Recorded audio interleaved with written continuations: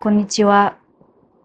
チベットディスピックではチベットやダライラマ法、そして中央チベット政権に関する1週間のニュースをお送りします。それではまずヘッドラインを見ていきましょう。スコットランド政府はチベット人への支援を再確認しました。第9回チベットに関する世界国会議員大会のため、中央チベット政権指導部が東京に到着しました。ペマシン主席大臣はカナダでのチベット人権擁護活動を終えました。ティネチュキ代表はフランクフルトでチベット人権擁護会合を主導しました。チベット政策研究所はナクチュからロカのシンブリへのチベット人農民と遊牧民の大規模移住に関する詳細な調査を開始しました。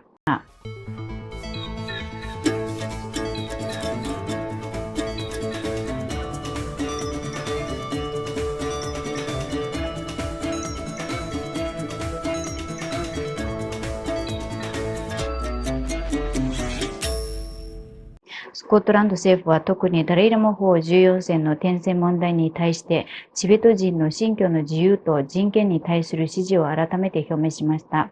先週木曜日、スコットランド議会のロース・ジョン・グレア議員は、ダレイラモ法の転戦に関する中国の干渉と、法の90歳誕生日を祝うスコットランド政府の計画について懸念を表明しました。これに対し、カウカブ・スチュワート平等担当大臣は、法と仏教とコミュニティに温かい祝意を述べ、スコットランド政府は宗教の自由と人権を支持すると表明し、次期ダレイラマ法の宣伝に外部からの干渉があってはならないと強調しました。The most important issue for Buddhists across Scotland and the world celebrating the Dalai Lama's 90th birthday is the matter of his reincarnation. When the Panchen Lama died 30 years ago this month, the Chinese government immediately kidnapped the 6-year-old boy chosen as his successor and the boy's family, then installed their own false Panchen Lama in his place. Buddhists fear that they will attempt the same with the next Dalai Lama. The Scottish Government enjoys positive relations with the leaders of many faith groups, and His Holiness the 14th Dalai Lama has made a number of visits to Scotland. Does the Minister agree that it's for Tibetan Buddhists to choose the 15th Dalai Lama in line with their traditions and teachings,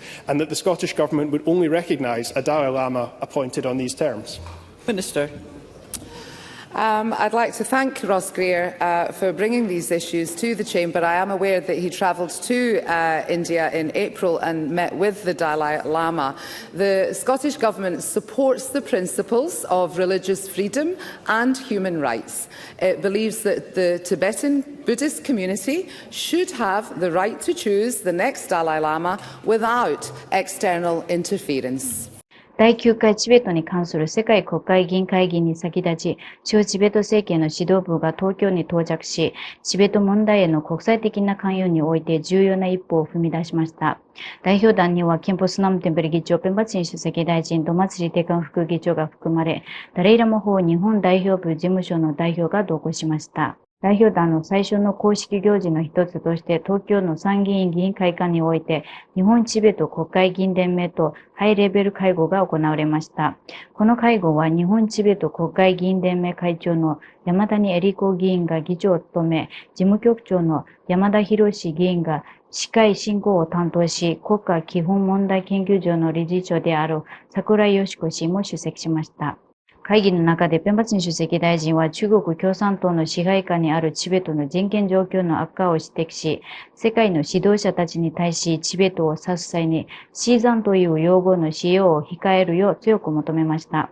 また、ダレイラマ法の4つの主要な公約が国際的に認知されることの重要性を強調し、法の90歳誕生日を機に、法の障害と功績を称える決議を可決するよう議員らに呼びかけました。中央チベット政権指導部は日本の国会議員に対し9月に開催されるチベット民主化記念日の式典に出席するよう促しました。6月1日には東京で地元のチベット人コミュニティと会談する予定です。They're forcing their allies to use the word Xizang. It's not just changing a name and also the historical background behind the name Tibet or Pö in Tibetan. From the Chinese government perspective, Xizang means only Tibet Autonomous Region, which is about half of Tibet. So I urge politicians here and also the media not to use the word Xizang. Chinese government from the beginning of this century have been hoping for this Dalai Lama to die. And His Holiness always has a very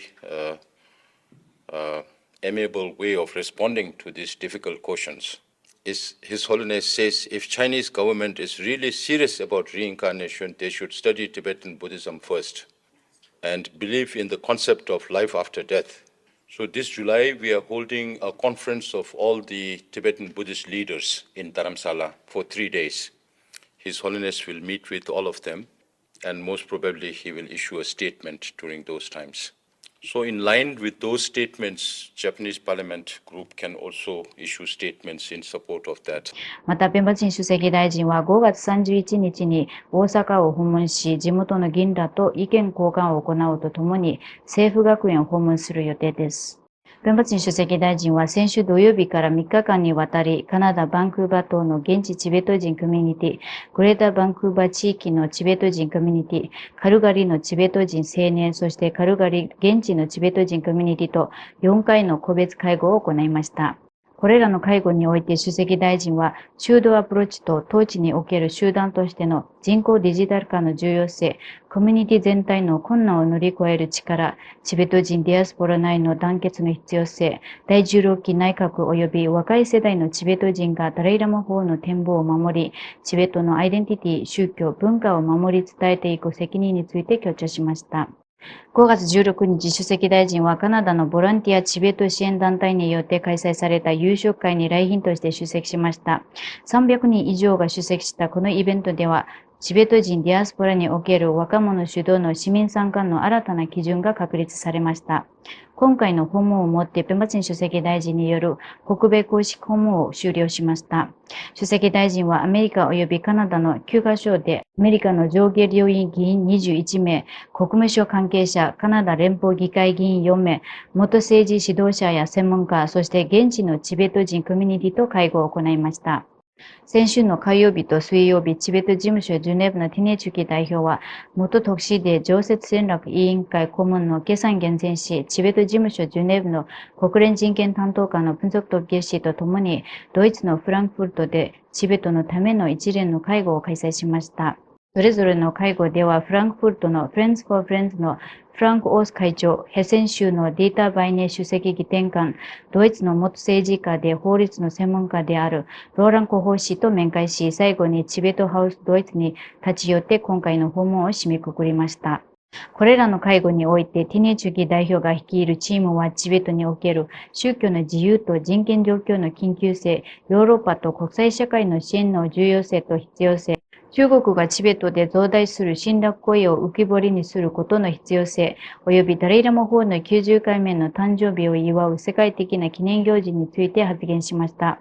ドイツのチベットハウスではチベットの文化と宗教の振興について議論し、ダライラマ法の写真展を視察しました。今週水曜日、中央チベット政権情報国際関係省管轄下のチベット政策研究所は、ナチュ市の3つの郡からロカ地方、コンガル県シンブリ村へのチベット人農民及び遊牧民の大規模移住に関する詳細な調査報告会を開催しました。中国政府はこの移住を長江地における生態学的移住として正当化していますが、実際には人口抑制を目的とした口実に過ぎず、チベット人に深刻な影響を及ぼす恐れがあると指摘されています。